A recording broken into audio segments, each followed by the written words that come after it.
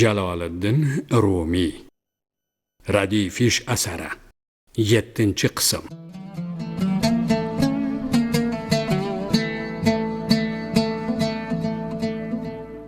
Ular Bag'dod ko'chalari bo'ylab asta ketib borishardi.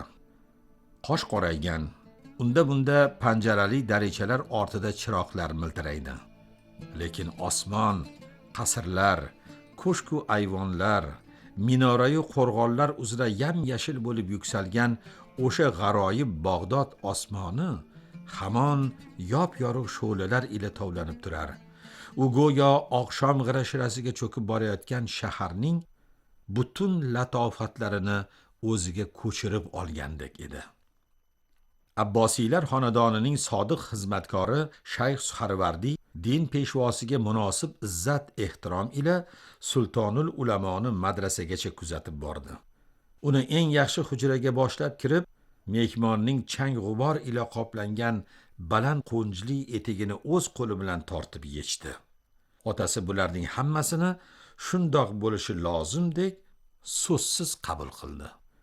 Biroq Bamdod namozidan so'ng xalifa Abdul Abbos Ahmadiddin Nosirli dinilloh bakovuli boshliq qullar, xizmatkorlar qatorlashib, saroy dasturxonidan patnislar, yumaloq mis qopqoqlar bilan bekitilgan idishlarda anvoyi nozi ne'matlar, savat mevalar, majnuntol novdasidan ishlangan naylarda Yaman shakari va nihoyat birlagan Misr oltin dinorini ko'tarib kirishganda Sultonul Ulamoning mag'rurligi yana qo'zib ketdi. Hamma narsamiz bor. Hech narsaga muhtojligimiz yo'q. Sog' salomat va badavlat kishilarning xayr ehson qabul qilishi gunoh. U xalifa sovg'asini shu yo'sinda rad etib, nozi ne'matlarni xayriyonaga, oltin dinorlarni darveshlarga bo'lib berishni buyurdi. Bundan chiqdiki, mehmon xalifa sovg'asini harom deb biladi. Uni qabul qilib gunohga botishni istamaydi. Buni tushungan Shayx Suhravardiy ranjib ketib qoldi. U adashmagan edi. Muridlarning hayron bo'lib boqishlariga javoban Sultonul Ulamo izoh berishni lozim ko'rdi, zero xalifa yolg'iz davlat sohibi emas, din peshvosi ham sanalardi. Agar tortig'ini qabul qilsam, ummatlarni o'ylamay ayshi ishratga botgan bu xalifa Xudoni qahri g'azabidan omon qolur. Sultonul Ulamo o'zini ozmas ko'pmas Xudoning yerdagi noibi deb bilardi. Uning o'g'illari Bag'dod saroyidagi ziynatu hashamat, xalifalik nomiga nomunosib ayshu ishratlar haqida eshitishgan edi. Xalifa va uning ayonlari payg'ambarning 3 o'yinida farishtalar hozir bo'lur. Ot chopish, o'q uzib musobaqa o'ynash va erkakning ayol bilan munosabat etishida degan so'zlariga suyanishardi. Ammo birinchidan ushbu hikmatdagi ma'naviy boshlanish, ya'ni isnod, mutaassib ulamolar nazdida yetarli emas edi. Ikkinchidan, u poytaxtda ommaviy tus olgan xo'roz, bedana janglari, qo'chqor urushtirishlar, surunkali bazmi jamshidlarni oqlashga asos bo'la olmasdi. O'sha bazmi jamshidlarda mayxo'rlik qilishar, salomalik o'rniga bir-birlariga gul otishar, musiqiy tinglab goh oshkor, goh nihon o'tiruvchi kanisaklarning qo'shiqlarini eshitishardi. Aytishlaricha, shariat peshvosi bo'lmish qozilar o'rtasida musallasni soqolda suzib ichish odat edi. O'shanda Jaloliddin xalifa Abdul Nosir qilmishlarini naqadar jirkanib eshitganini hamon eslaydi. Keyinchalik o'zi o'sha xudojo'y o'g'il majlislarda nay va rubob chalib, o'z g'azallarini kuylashni, hattoki raqsga tushishni, o'ltirishda xotinlarning ham ishtirok etib, uni gulga ko'mishlarini bir odat tusiga kiritdi. Buni otasi eshitsa nima derdi? MTRK audio kitoblar. Rubob.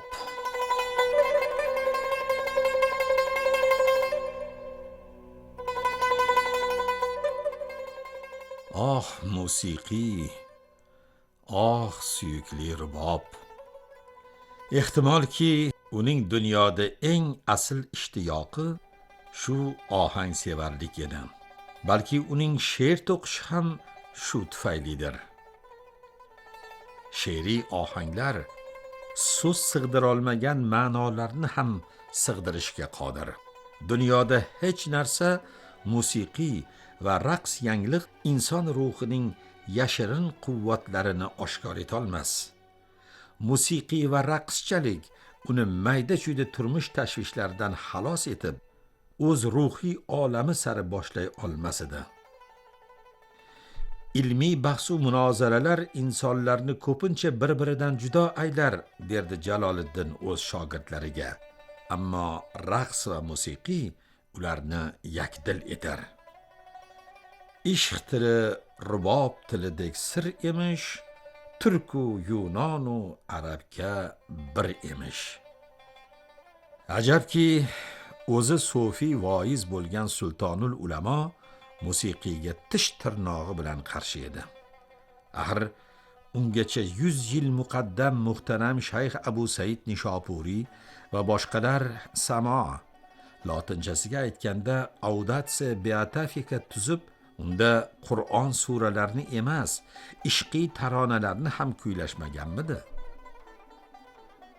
Tasavvuf ilmining amaliyotchi va nazariyotchilari tariqat, ya'ni axloqiy takomilga yetishish, vahdat bilan qovushish yo'llari haqida maxsus ta'limot yaratib, yo'lovchi azm ranju riyozatlar evaziga muyassar bo'ladigan bir qator ruhiy holatlarni tayin etdilar va ularni maqom deb atadilar. Barqaror ruhiy holatlar bilan birga yo'lovchiga goho to'satdan qo'zg'algan shamoldek qisqa muddatli kayfiyatlarning yopirilishi ham ular nazaridan chetda qolmadi. Mazkur kayfiyatlarni ular hol deb atashdi.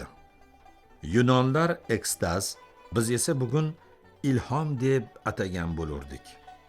Maqomlardan farqli o'laroq hol uzoq va tinimsiz mehnat va riyozat evaziga keluvchi bir mukofot esa-da, unga yolg'iz iroda kuchi, intilish bilan erishib bo'lmasdi.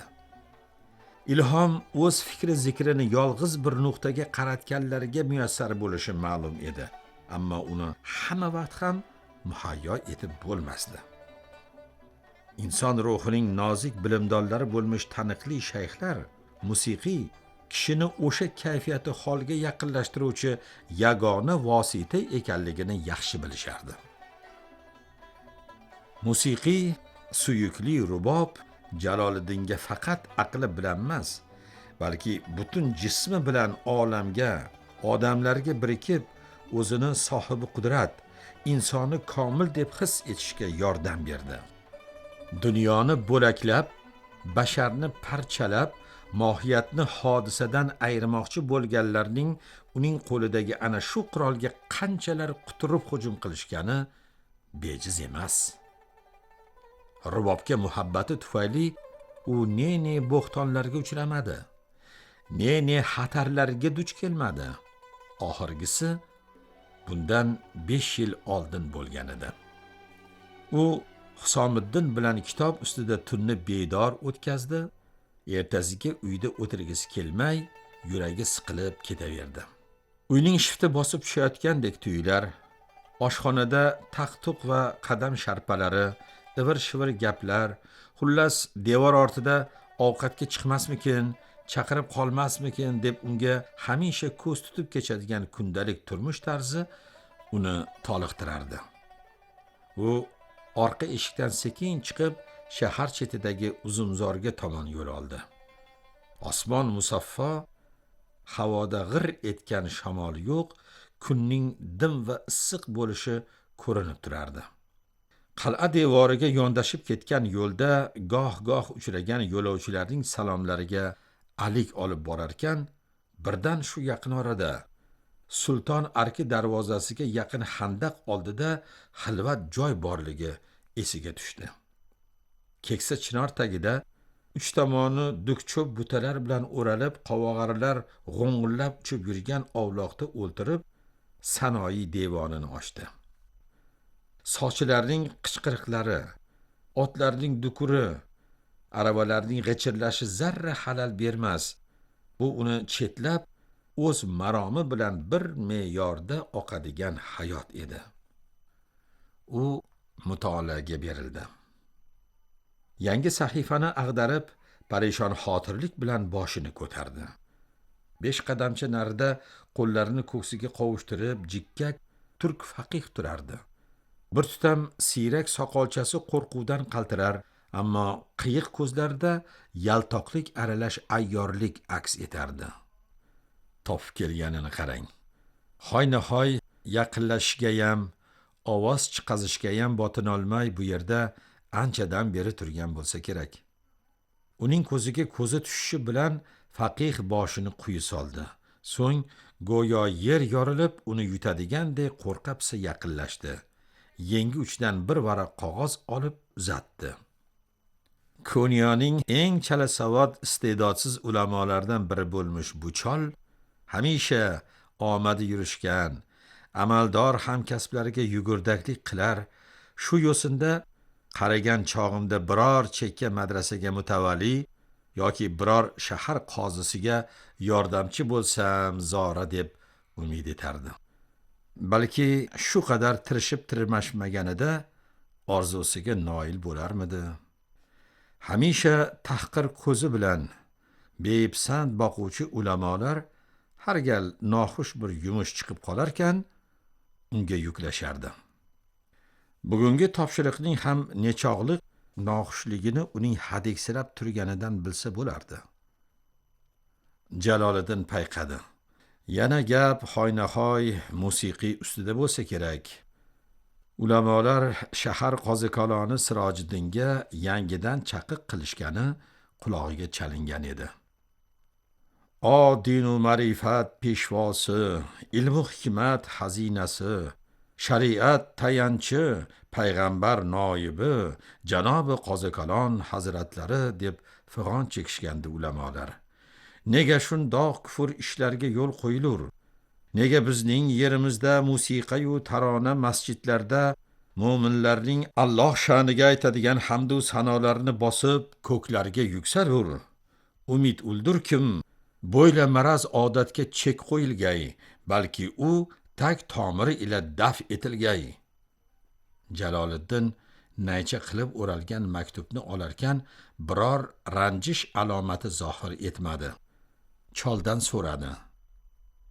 Qozidanmi? Ore, Qoziyul Quzzotdin janobi Sirojiddin hazratlaridan bidirlab javob berdi faqih. U allaqachon avvalgi joyiga borib olgan edi. Jaloliddin maktubni ochdi. Unda nozik husnixat ila huquq va mantiq, falsafa va fasohat, ilm nujum va kimyo, tafsiri Qur'on va tibbiyotga doir savollar bitilgan edi. Bular bari muammo masalalar bo'lib, aksari hal etilmagan. Jaloliddin bilardiki, ularga o'sha ulamolarning ham tishi o'tavermasdi. Ilm nonga o'xshaydi. 10 botmon nonni ko'tarish o'ng'ay, ammo yeyish qiyin. Bu hammollar ilm nonini tanovvul etishni qayoqdan bilishsin? Qozi Sirojiddin esa ayyor. U ko'p xaloyiq jam bo'lib, musiqiy va tarona bilan kechadigan majlislarni taqiqlab fatvo berishni jon deb istaydi. Ammo ne qilsinki, bu yerda Konyoda xaloyiq musiqiy va ash'orni sevadi. Sultonning qudratli noibi Muiniddin Parvona xalq e'tiborini qozonmoq bo'lib, Jaloliddin uchun majlisi samoat tuzar. Bunday yig'inlarda oliy amaldorlar, hattoki sulton oyimlar ham ishtirok etishardi. Bu kallasi po'k ulamolar o'z chaqiqlari bilan burun suqmay turishsa bo'lardi.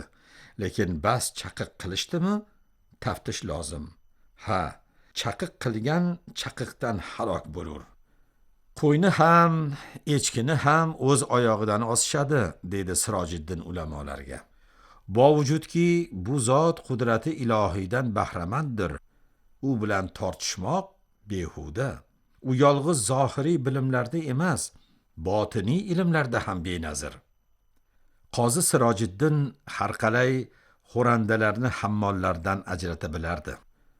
U Jaloliddinning she'rlarini necha bor eshitgan, inchunun bilardiki, Mavlono rasmiy mansab martabalarga qayrilib boqmayotgan ekan, sabab ilmsizlik emas, ilmu irfon uning xotirasida qatlanib yotibdi. Sababki u ma'rifat bazmida o'ltirib, tish ushatuvchi qora non yeyishni istamaydi. Bir kun bir tilchi olim kemaga qo'ydi qadam. Sarvunah bilurmisen darg'a deb so'rdi shudam. Yo'q bilish qayoqda, bilmam hattoki bir so'z, olim der, yarim umring zoyi o'tibdi afsus. Darg'a ranji alamin yutib jim qolur ana, dengizda shamol o'ynab ko'tarilur po'rtana. Suzishni bilurmisiz hazratim so'rar darg'a. Yo'q suvdan qo'rqamen, suvda suzish qayoqda. Shunda darg'a tiliga kelur muqarrar shu so'z, unda butun umringiz zoyi o'tibdi afsus. Jaloliddin savollarga ko'z yugurtdi. Ulamolar qozining so'ziga ishonmay, uni sinov qilishmoqchi. Qog'oz va qalam, buyurdi u faqihga, go'yo javob qandoq bo'lishini hoziroq ko'rsatib qo'yamiz degandek. Har bir savoliga shoshilmay javob bitdi-da, so'ng tajribali tabib turli tuman dorivorlardan bitta darmon yasagandek ularni bir joyga jamladi. Zero xilma-xil hodisalar zamirida yagona bir mohiyat yotishini u yaxshi bilardi. Javobni bitkazib, hozir bir chekkada jimgina bosh egib turgan anavi chol hovliqib darmonni yetkazar ekan, uni yutgan imtihon oluvchilarning basharalari qandoq qiyshayib ketishini bir zum tasavvur etdi. Keyin qog'ozning orqa betiga tobora rohatlanib, tashqi muloyimat ahmoqona, ammo evohki muqarrar bu o'yinning qoidalari shuni talab qilardi va ichki zaharxanda ila quyidagilarda bitdi. Shu ro'yi zaminning ulamoyi kiromlari. Ma'lumingiz bo'lg'aykim, Qur'onning 3-surasidagi 14-oyatida zikr etilmish simu zar uyumlari, duldul otlar va hokazolarga hirsu havasni kamina xonaqoyu madrasa ila tark etib, ularni akobir va buzrugzodalar xizmatiga havola etganmen. Biror mansabni da'vo qilmagaymen, biror narsaga ko'z tikmagaymen. Iloyo ulug'larning davlatlari ziyoda, rohatlari poydor bo'laversin. Biz alardin qo'l uzib uzlatga chekindik. Shon shuhratdan voz kechib, xonanishin bo'ldik. Agar istasalar shu nomashru va harom sanalmish rubobni ham qo'limizdan qo'yib alarga tutqaymiz. Biz uni nazardan chetda xor abgor holda uchratib, ilkimizga oldik. Illo faqiru haqirlarga shafqat, muruvvat oyinida bo'lish haqiqatu diyonat egalariga payg'ambarimiz vasiyatidir. Chuchvarani xom sanabsiz azizlar. Shu choqqacha rubobni tortib ololmagan ekansiz, bundan keyin ham ololmaysiz. Bu dori qanchalar tahir bo'lmasin, uni yutishingizga to'g'ri keladi. Bir necha kundan keyin hamisha o'zgalarning aqliga suyanib, o'zga ulamolarga taqlid qilib yashovchi faqih chol Aloyiddin Siryanusni zargarlik do'konida uchratib, chidab tura olmadi. Amri ma'ruf qildi. Shundoq o'g'lim, shundoq. Kamina shu qadar ko'p mutolaa etmishmanki, yuklasang bir eshakka yuk bo'lur, ammo biror joyda rubobni shar'iy deb o'qimadim. Jaloliddinning jo'bbapo'sh siyohpo'shlar ustidan g'alabasini muridlari ichida hammadan ko'p Siryanus tantana qilar edi. U ustoziga o'xshab fikrini olimona takalluf pardasiga o'rashi joiz emas edi. Shuning uchun gapning post kallasini aytib qo'ya qoldi.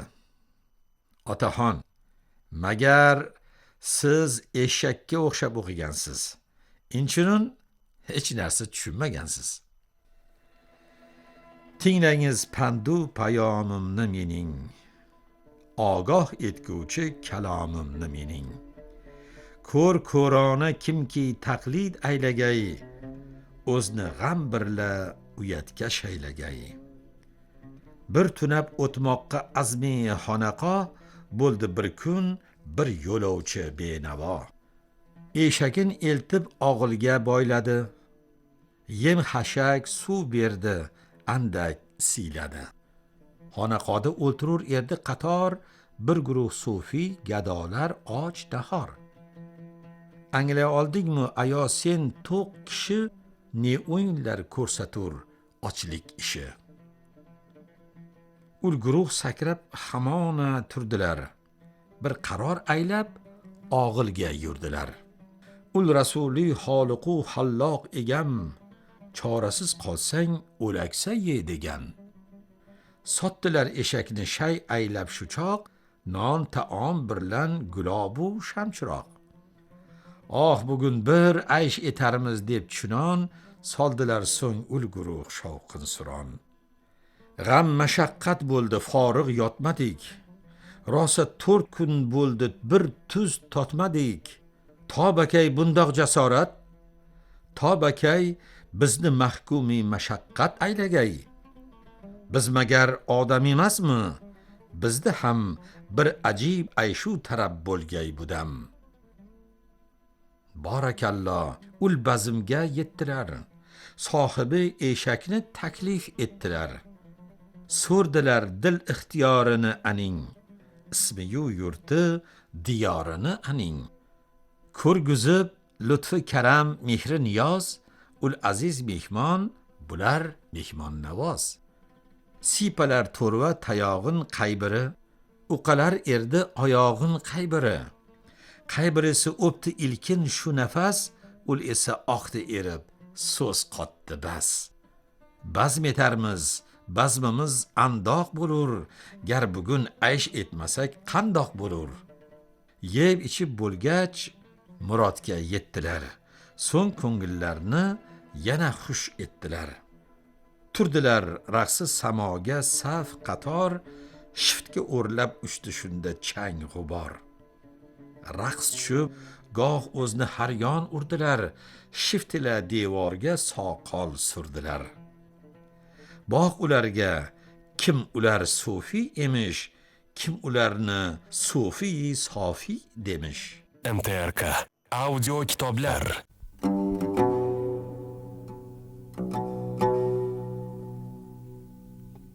Oh qachon men bir hikoyat aylagum, bir hikoyat berivoyat aylagum. Kufru g'aflat muhrini buzgaymi men? Chin haqiqat madhini tuzgaymi men? Boq, ko'pik o'ynaydi to'lqin ustida, betinim to'lqin yashaydi ostida. Har rivoyatga haqiqat jo bo'lur, gohi pinhon ersa goh paydo bo'lur.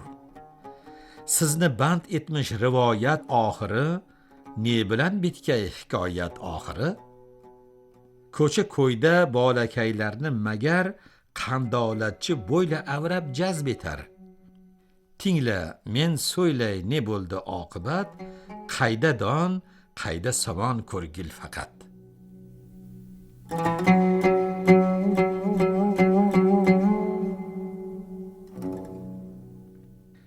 Bittasi andak balandroq o'ltirib, bir tarona boshladi qarsak urib. O'rtanardi oxiga yo'q erdishak, xonishi eshak yo'qoldi, voy eshak. Shunda sufiylar bari boshlab chapak, bo'ldi jo'r eshak yo'qoldi, voy eshak. Yo'lchi ham jo'r bo'ldi shunda begumon. Soldi u eshak yo'qoldi deb suron. Tongacha ko'p ayshu rohat qildilar, so'ngra xayr deb har tomon tarqaldilar. Qoldi yo'lchi benavo sal orqaroq, horgan yerda yo'l bosib g'oyat uzoq. Yo'lga tushmoqchi bo'lib so'ng turdi ul, turdi-yu og'il tomonga yurdi ul. Lek eshak yo'q. Ha, xizmatkor bali, uni eltmishdir magar suv bergali. Keldi xizmatkor, va lekin bu nihol hovliqib eshak qani deb so'rdi chol. Vojab, bu ne balo holingdadir? Ey janob, u balki soqolingdadir. Shunda mehmon ham tutaqdi. Qo'y nari, sen o'sha ayyorligingni puch bari. Men eshakni senga topshirdim, senga. Berganimni qaytarib bergil menga. O'z so'zida ul rasuli haq egam, olganingni qaytarib bergil degan. Kelmasang insofga bilgil begumon, qoziga sudrab etarman shu zamon. Shunda der sho'rlik mulozim ul haqir. Eshagingni do'stlaring sotdi axir. Men ularning oldida ojiz edim. Ha, ular ko'p, men esa yolg'iz edim. Kim mushukka bovar etgay go'shtu yog', kimki bovar etsa ahvoli chatoq. Ha, ularga eshagingiz bo'ldi shay, 100 ta och ko'ppakka bir mushukchaday. Sofi aytdi, mayli shundoq bo'ldi gap. Ul guruh eltdi eshakni tortqilab. Sen nechun menga hamono yetmading? Kirdikorni menga ma'lum etmading? Qutqarardim men eshakni bir yo'la, ming tadorik chorai tadbir ila. Keldim 3 karra, solardingiz hamon, voy eshak, eshak yo'qoldi deb suron. O'yladimki, sizga ish ma'lum erur, baxsh etar balki ajab shavqi surur. Bo'yla qismat balki baxsh aylar ziyo, bejiz ermas-ku bu, axir siz avliyo. Sofi oh chekdi. So'qir taqlid ila men halok etdim o'zimni bir yo'la. O'zni o'ldirdim ulardek yeb ichish deb oru nomusdan kechib.